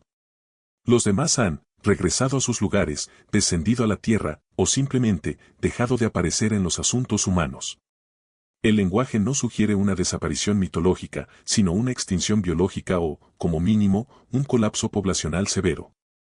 Las especies que alguna vez interactuaron con los humanos ya no están presentes en cantidades suficientes para influir en la historia de la humanidad. La investigación geológica moderna ofrece contexto. El periodo comprendido entre el 3500 y el 2900 a.C. presenció una importante inestabilidad climática en Oriente Próximo. El final del periodo Uruk coincide con evidencia de importantes inundaciones, posibles depósitos de tsunamis en el Golfo Pérsico y repentinas perturbaciones culturales en Mesopotamia. Algunos investigadores proponen una ruptura catastrófica de la cuenca del Mar Negro en esta época, que envió enormes volúmenes de agua río abajo. Otros apuntan a megainundaciones causadas por desbordamientos de lagos glaciares en los montes Zagros. Cualquiera de estos eventos podría haber devastado los valles fluviales donde se agrupaban las ciudades sumerias. Pero lo que distingue a los relatos sumerios es su insistencia en que el diluvio destruyó más que asentamientos humanos. Destruyó un ecosistema multiespecie, uno donde seres con diferentes orígenes, anatomías y esperanzas de vida diferentes convivieron con los primeros humanos, enseñando y gobernando hasta la llegada de las aguas. Las tablillas describen las ciudades antediluvianas como lugares donde lo divino y lo mortal convivían, donde los sabios emergían del mar cada amanecer, donde los seres resplandecientes caminaban entre el pueblo. Estas no son frases poéticas aisladas. Aparecen en listas de reyes, himnos de templos, registros administrativos, relatos de la creación, todo el espectro de la literatura sumeria. Luego el diluvio. Luego el silencio. Luego solo humanos. La evidencia arqueológica muestra que, tras los grandes depósitos inundables, alrededor del 2900 al 2700 a.C., la cultura mesopotámica se reorganizó. Surgieron las ciudades-estado sumerias con nuevas estructuras políticas. La arquitectura de los templos sigue formas estandarizadas. La escritura se generalizó. Pero la continuidad con lo anterior se ha roto. Los cimientos profundos, la astronomía heredada, las listas de reyes antediluvianos, todo apunta a algo más antiguo, ahora enterrado bajo la arcilla depositada por el agua. Un texto de Ur describe a un rey postdiluviano restaurando un templo, sobre los cimientos que existían antes de las aguas, cuando los 7 sabios moraban entre nosotros. La nostalgia es palpable, una sensación de que algo irreemplazable se perdió, de que el mundo después del diluvio se vio disminuido, de que la humanidad ahora construía en solitario donde antes había construido con otros.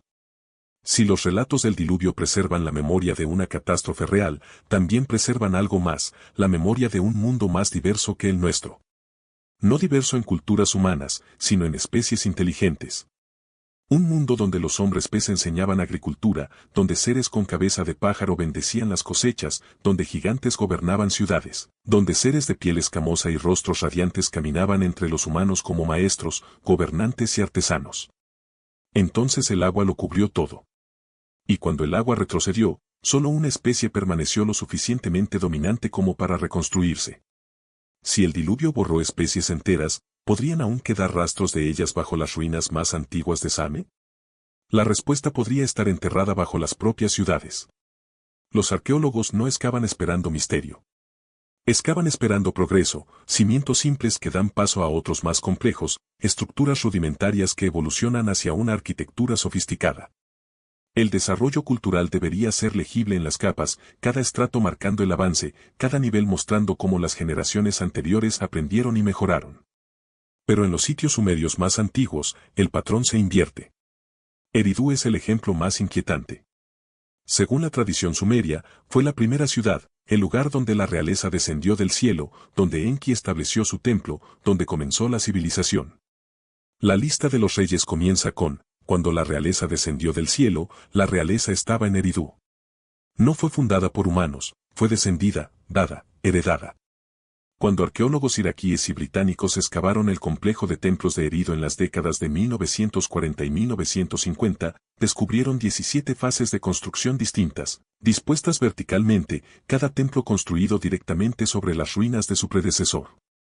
Las capas superiores datan del período dinástico temprano, alrededor del 2500 a.C. Pero a medida que los excavadores descendían, los templos se hicieron más antiguos, más rudimentarios en algunos aspectos, pero más extraños en otros. Al llegar a los niveles más bajos, alrededor del templo 16 y el templo 17, encontraron estructuras que datan aproximadamente del 5400 a.C., casi 2000 años antes del supuesto surgimiento de la civilización sumeria.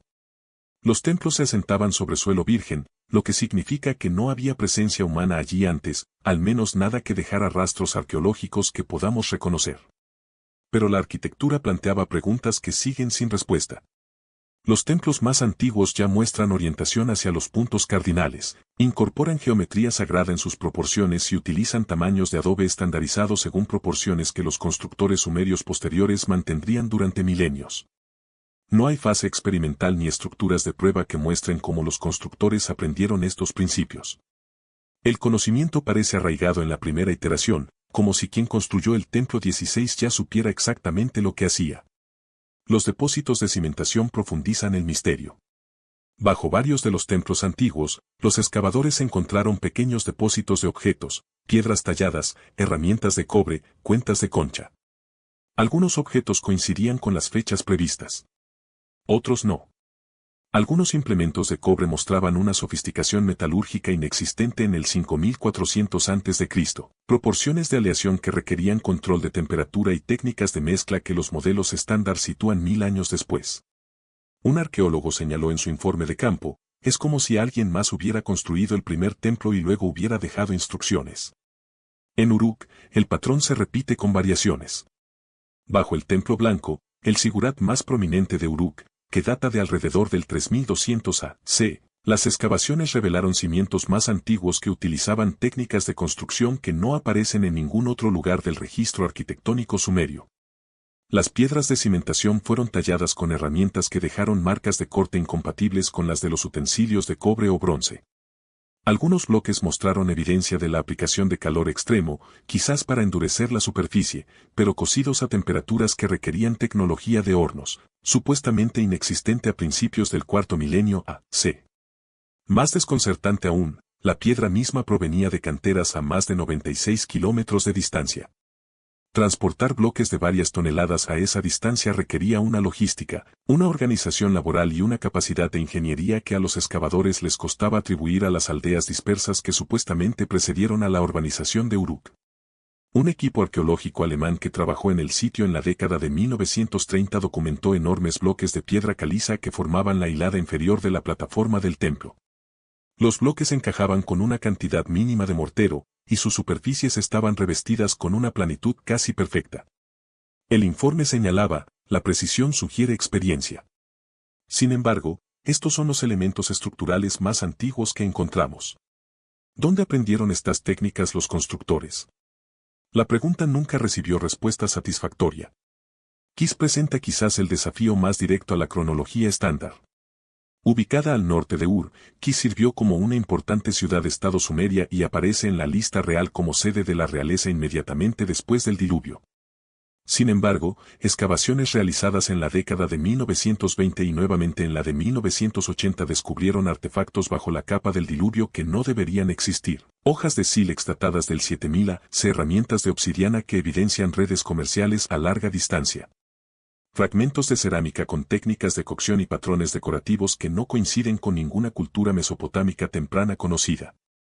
Lo más inquietante, en una profunda zanja, los excavadores encontraron un bloque de cimentación de piedra caliza tallado con símbolos que se asemejan a la escritura protocuneiforme, pero que datan de más de 1000 años antes de la invención de la escritura.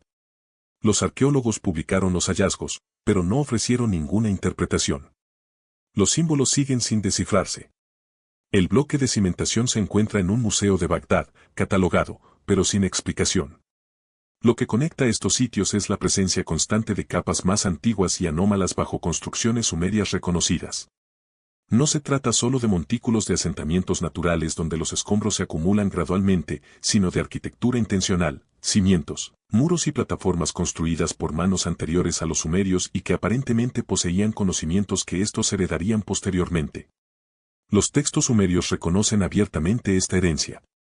Las inscripciones de los cimientos de los templos suelen incluir frases como, restaurado a su plano original, o, reconstruido según las medidas antiguas.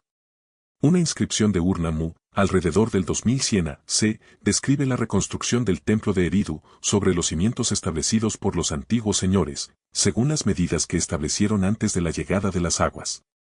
Antes de las aguas, antes del diluvio. Medidas establecidas por alguien más, preservadas tras la catástrofe, utilizadas por constructores posteriores que atribuyeron sus conocimientos arquitectónicos a maestros de épocas anteriores. ¿Podrían las ciudades sumerias ser simplemente la última versión de centros urbanos mucho más antiguos? ¿Podrían las primeras ciudades haber sido precedidas por otras, ahora borradas por el tiempo, las inundaciones y la arena, dejando solo sus cimientos más profundos como evidencia?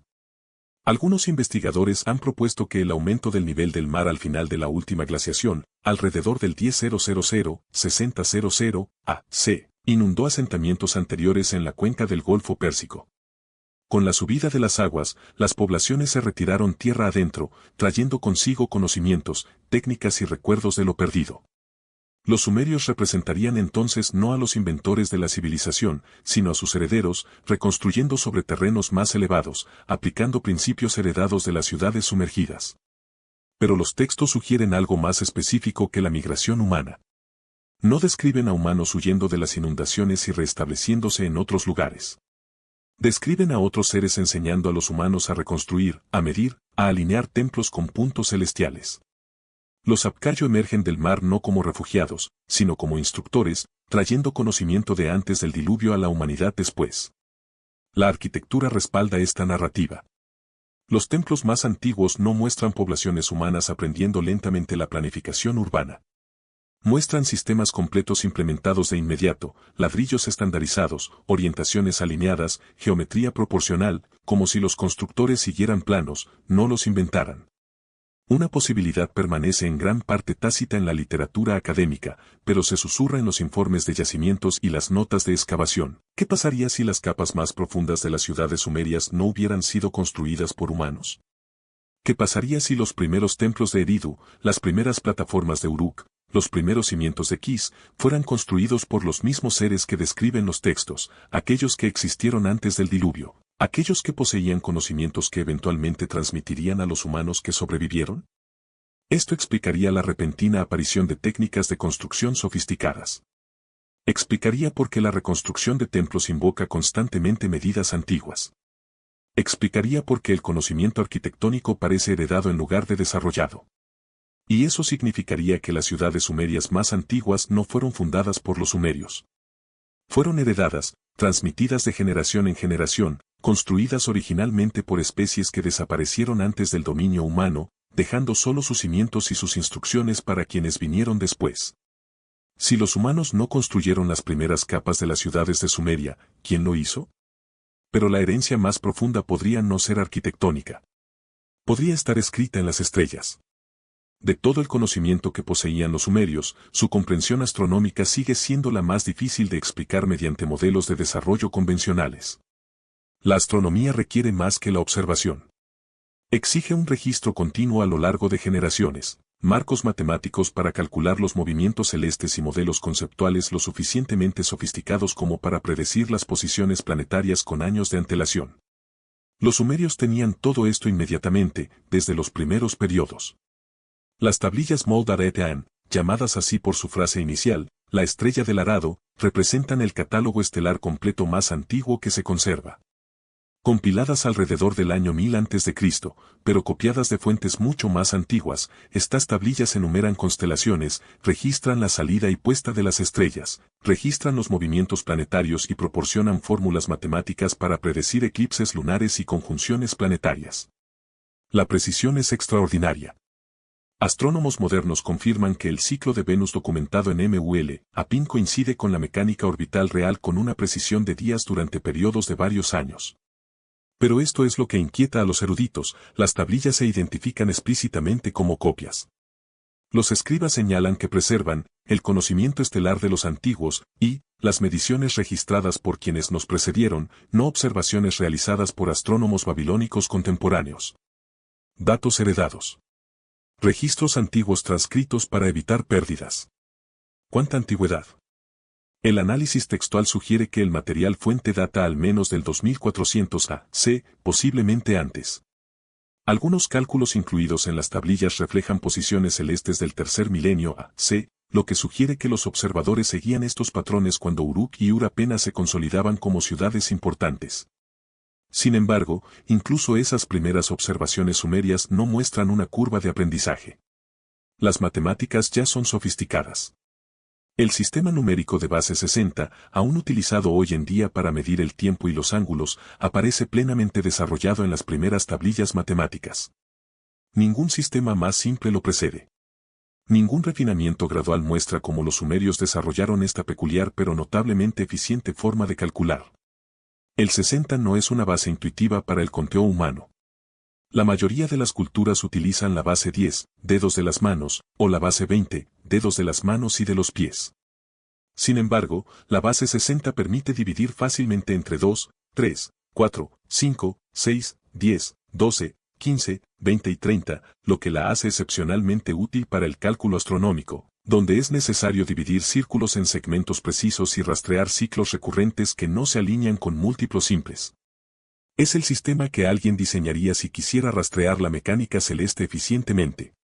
Y aparece en Same sin prehistoria, sin prototipos, sin explicación de por qué se eligió este sistema en particular. Los propios sumerios dieron una respuesta, aunque los eruditos modernos rara vez la interpretan literalmente. Los himnos de los templos y los textos astronómicos atribuyen repetidamente su conocimiento celestial a seres a quienes llaman los observadores o aquellos que miden los cielos. Estas no son metáforas para los observadores humanos. Los textos diferencian claramente entre los astrónomos humanos y estos primeros medidores. Un fragmento de una tablilla de Nippur afirma, las divisiones de los cielos fueron establecidas por quienes prediluviaron, quienes establecieron las estaciones de las estrellas y marcaron los caminos de los errantes. Los errantes son planetas, objetos cuyos movimientos requieren décadas de observación para cartografiarlos con precisión. El texto atribuye esta cartografía no al esfuerzo humano, sino a los observadores prediluvianos que establecieron el sistema que los humanos heredarían posteriormente. Otro texto describe a Enki, dios de la sabiduría y el Apsu, como poseedor de la tabla de los destinos donde están escritos los cursos de las estrellas desde tiempos anteriores al inicio de la realeza, antes de la civilización humana. El conocimiento se presenta como una herencia antigua, no como un descubrimiento contemporáneo. La evidencia arqueológica respalda una inusual sofisticación astronómica. Las orientaciones de los templos en Same se alinean con notable precisión con las posiciones del amanecer del solsticio. El Sigurat de Ur apunta al ocaso del solsticio de verano. Los ejes principales de los templos de Eridu se alinean con el amanecer del solsticio de invierno. Estas no son orientaciones aproximadas, sino que tienen una precisión de 1 grado, lo que sugiere que los constructores utilizaban herramientas de observación precisas y sabían cómo traducir las posiciones celestes en alineaciones arquitectónicas. Pero la tecnología necesaria para tal precisión no debería existir en el cuarto milenio A.C. Se necesitan instrumentos capaces de medir ángulos con fracciones de grado. Se necesitan tablas matemáticas para convertir las observaciones en coordenadas utilizables. Se necesita un registro multigeneracional para explicar la lenta deriva de las posiciones celestes, o se necesitan profesores que ya posean estos conocimientos. Los textos cuneiformes describen explícitamente a estos maestros. A los Apcayu, los 7 sabios antediluvianos, se les atribuye repetidamente haber traído el conocimiento de los cielos a la humanidad. Un texto enumera sus enseñanzas, la interpretación de presagios, la observación del cielo, el cálculo de eclipses, la medición del tiempo. Otro los describe como aquellos que conocían los movimientos de los cuerpos celestes y las estrellas fijas. Los sellos cilíndricos refuerzan esta conexión. Varios muestran figuras no humanas, seres con cabeza de pájaro, humanoides alados, que sostienen objetos identificados como cuerdas de medir y varas de medición, las mismas herramientas que aparecen en contextos astronómicos para calcular ángulos y distancias.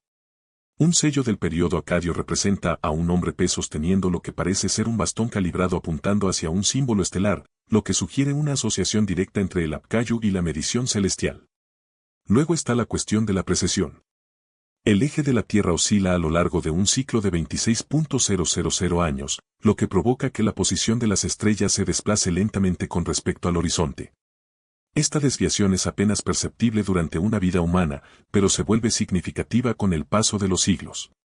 La astronomía moderna no confirmó la precesión hasta el siglo II a.C. mediante observaciones griegas.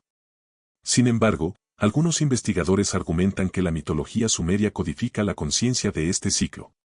La epopeya de Gilgamesh describe 12 eras cósmicas, cada una asociada a una constelación zodiacal.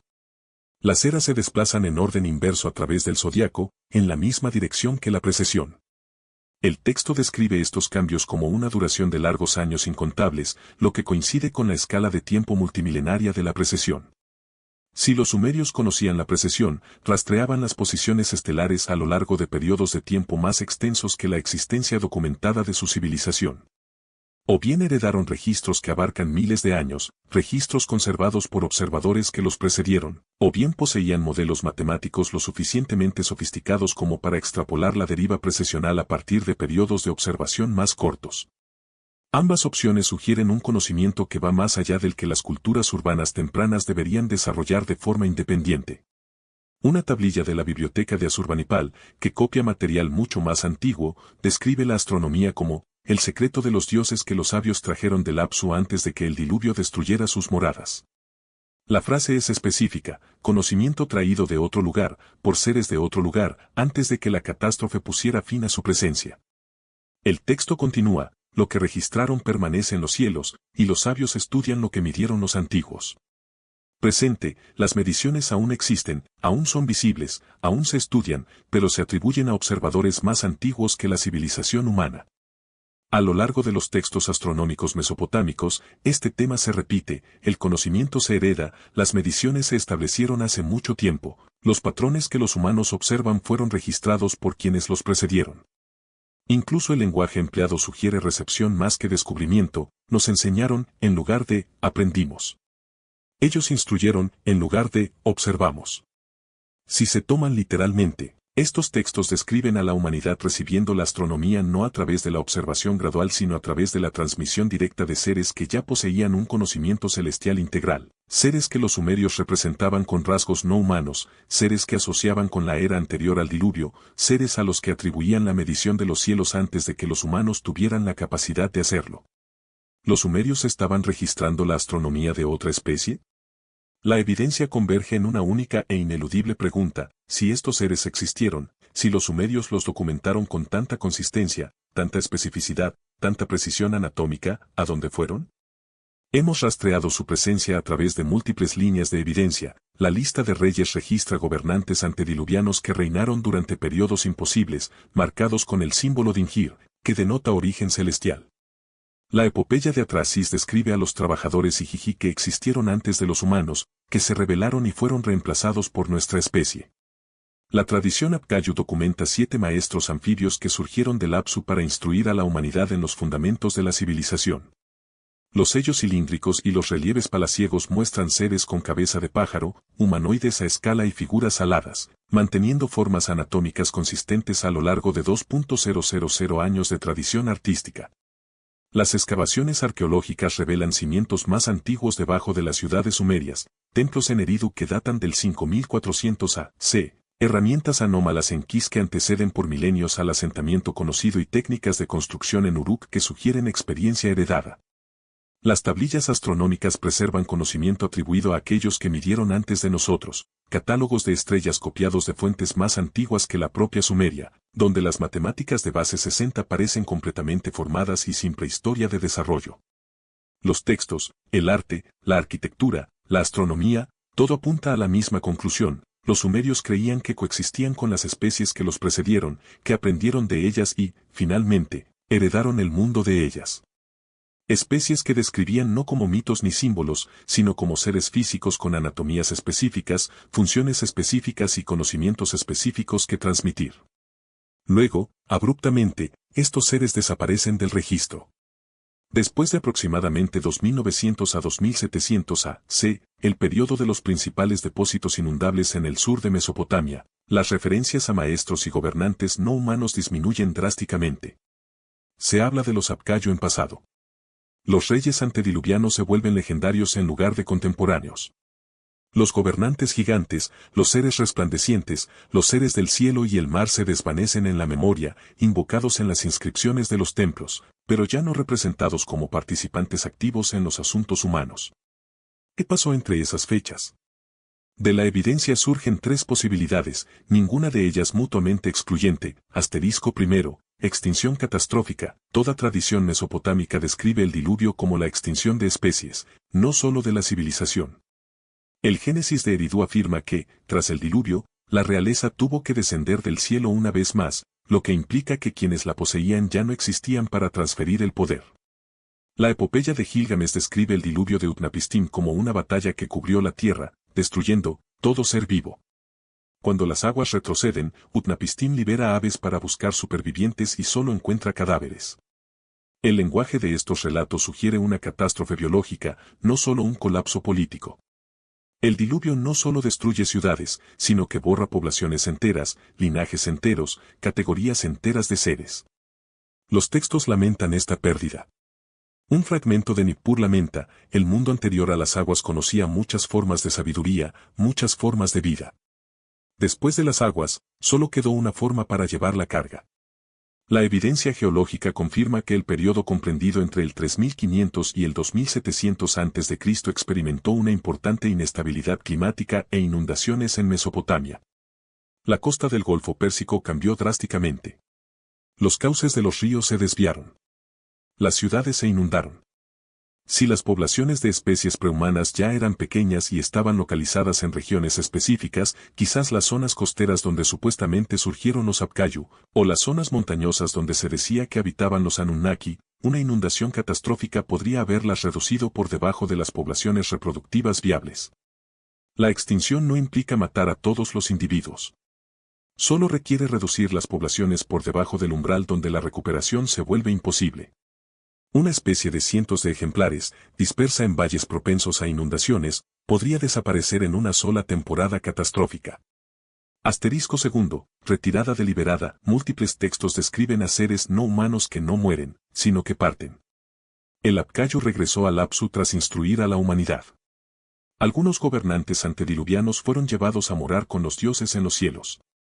Enki y Enlil, tras decidir inundar la tierra, se retiran a sus respectivos dominios, Enki al palacio submarino, Enlil a las alturas de las montañas. El lenguaje sugiere una retirada intencional, más que una extinción forzada. Un texto acadio describe el mundo postdiluviano como un lugar donde los divinos se retiraron a observar desde lejos, dejando de caminar entre los hijos de barro. Otro afirma, regresaron a los lugares de donde vinieron, dejando a la humanidad sola al cuidado del mundo. Si estos seres poseían el conocimiento que se les atribuye, astronomía sofisticada, arquitectura avanzada, comprensión de los ciclos celestes, podrían haber predicho la catástrofe inminente y haber decidido partir antes de que llegara. Quizás regresaron a sus tierras natales más allá de Mesopotamia, regiones ahora sumergidas o enterradas bajo la arena. Quizás algunos se retiraron a zonas remotas donde sus descendientes persistieron en aislamiento, extinguiéndose o cruzándose en la oscuridad. La insistencia de los textos en que estos seres vinieron del cielo y del mar podría indicar orígenes en otros lugares, ciudades costeras ahora sumergidas por la subida del nivel del mar, o asentamientos en las tierras altas borrados por el tiempo. Su desaparición de los registros mesopotámicos no significa necesariamente su extinción. Podría significar su partida. Su presencia en la memoria sumeria marca un periodo de contacto que finalmente terminó. Asterisco tercero, asimilación. Los mitos de la creación describen constantemente a los humanos como seres híbridos, arcilla mezclada con sangre divina, tierra combinada con la esencia de dioses sacrificados. ¿Y si esto no fuera una metáfora? ¿Y si los sumerios estuvieran describiendo una verdadera mezcla genética entre especies? La epopeya de Gilgamesh presenta a Enkidu exactamente como este tipo de híbrido, creado de arcilla por la diosa Aruru, civilizado por el contacto con Chamat, con una fuerza sobrehumana pero lo suficientemente humano como para entablar amistad con Gilgamesh y habitar en Uruk. Se le describe como una criatura de transición, ni completamente salvaje ni completamente civilizado, ni completamente divino ni completamente humano. Varios textos describen el mestizaje de seres antediluvianos con humanos. El libro de los gigantes, preservado en fragmentos entre los rollos del Mar Muerto, pero basado en fuentes mesopotámicas más antiguas, describe a los hijos de los vigilantes, como descendientes híbridos de seres divinos y mujeres humanas. Estos híbridos poseen características inusuales, tamaño enorme, fuerza excepcional y un conocimiento que supera la capacidad humana normal.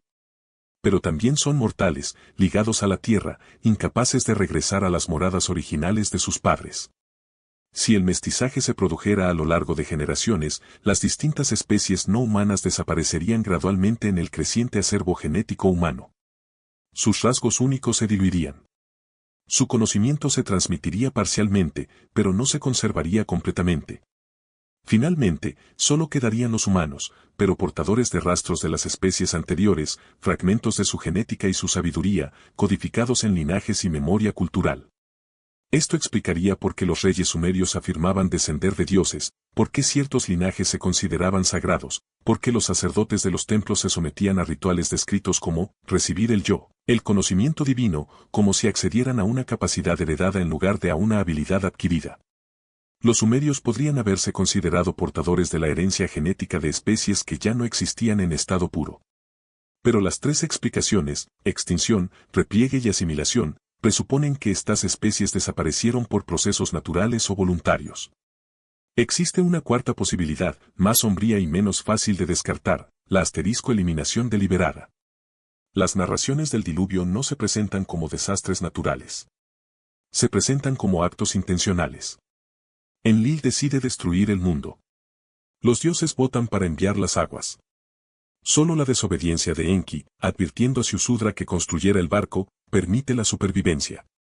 Los textos describen esto como una selección, un juicio, una decisión divina de acabar con lo existente y comenzar de nuevo. ¿Y si los mitos del diluvio preservan la memoria de algo más preocupante que una catástrofe natural? ¿Y si registran una extinción deliberada, una especie que decide extinguir a otras, inundar los valles donde habitaban poblaciones no humanas, para asegurar que solo una forma de inteligencia sobreviva y se reconstruya? Los textos insinúan conflicto. Los Igigi se rebelan antes de la creación de los humanos. Los gobernantes antediluvianos libran guerras descritas en tablillas fragmentarias ahora perdidas. La epopeya de la creación, Enuma Elish, describe batallas cósmicas entre generaciones de dioses, antiguas y jóvenes, con Marduk masacrando a Tiamat y creando el mundo a partir de su cadáver. La violencia impregna estas narrativas, enmarcadas como divinas pero descritas con especificidad física, sangre derramada, cuerpos desmembrados, poblaciones destruidas. Si múltiples especies inteligentes hubieran coexistido en la Mesopotamia prediluviana, la competencia por los recursos habría sido inevitable. Los conflictos por territorio, agua y alimento podrían haberse intensificado. Quizás el diluvio, ya sea un desastre natural o un acto deliberado, se convirtió en la solución definitiva a la tensión entre múltiples especies, culminando en el dominio de una, nosotros. Los sumerios heredaron el mundo que les siguió. Registraron lo que recordaban, los seres que les enseñaron, los gobernantes que los precedieron, los sabios que emergieron del mar. Tallaron formas no humanas en piedra, preservaron medidas antiguas y atribuyeron su conocimiento a quienes los precedieron. Pero también registraron el silencio tras el diluvio, la ausencia, la pérdida de la diversidad que una vez definió el mundo. Un fragmento de Uruk, gravemente dañado, contiene una frase conmovedora: cuando las aguas retrocedieron, buscamos a los maestros. Llamamos al cielo y a las profundidades, pero nadie respondió, solo el viento y el silencio. Así que construimos con lo que nos dejaron e intentamos recordar. La arqueología moderna podría no encontrar nunca pruebas definitivas. Los cuerpos se descomponen. Los huesos se disuelven en los sedimentos de las inundaciones. Los rastros genéticos, si existieran, estarían dispersos hasta ser irreconocibles en las poblaciones modernas. Las capas arquitectónicas más profundas se encuentran bajo los niveles freáticos, inestables e inaccesibles. Las tablillas más antiguas están fragmentadas y se ha perdido su contexto completo. Pero los sumerios nos dejaron su testimonio. En miles de tablillas, cientos de relieves, docenas de listas de reyes y mitos de la creación, documentaron un mundo más complejo que el nuestro, un mundo donde coexistían múltiples formas de inteligencia, donde los humanos aprendieron de maestros que no compartían su anatomía, donde las especies que inventaron la escritura la usaron para preservar la memoria de las especies que nos precedieron. Si los sumerios recordaban especies más antiguas que nosotros, ¿por qué todo rastro de ellas parece borrado deliberadamente? Quizás porque recordar es peligroso. Quizás porque reconocer a los predecesores socava la historia que nos contamos sobre la primacía humana, sobre nuestro lugar como los primeros y únicos habitantes inteligentes de la Tierra. Quizás porque la alternativa, que ascendimos no mediante una innovación única, sino mediante la herencia y la supervivencia, que reclamamos un mundo moldeado por otros, que simplemente somos la especie que sobrevivió después de que la catástrofe borrara al resto, resulta demasiado inquietante para aceptarla. El viento aún sopla sobre las ruinas de Uruk, arrastrando arena que una vez fue ladrillo, una tablilla, la huella dactilar impresa de un escriba que vivió hace 5.000 años. Bajo esa arena, bajo las capas de inundación, bajo los cimientos que podemos excavar, yacen capas aún más antiguas, capas que quizá nunca alcancemos, que albergan evidencia que quizá nunca encontremos. Pero los sumerios vieron esas capas. Heredaron lo que sobrevivió. Y lo escribieron, sabiendo que algún día podríamos leerlo y preguntarnos, tal vez los humanos no fuimos los primeros. Tal vez simplemente somos los primeros en olvidar.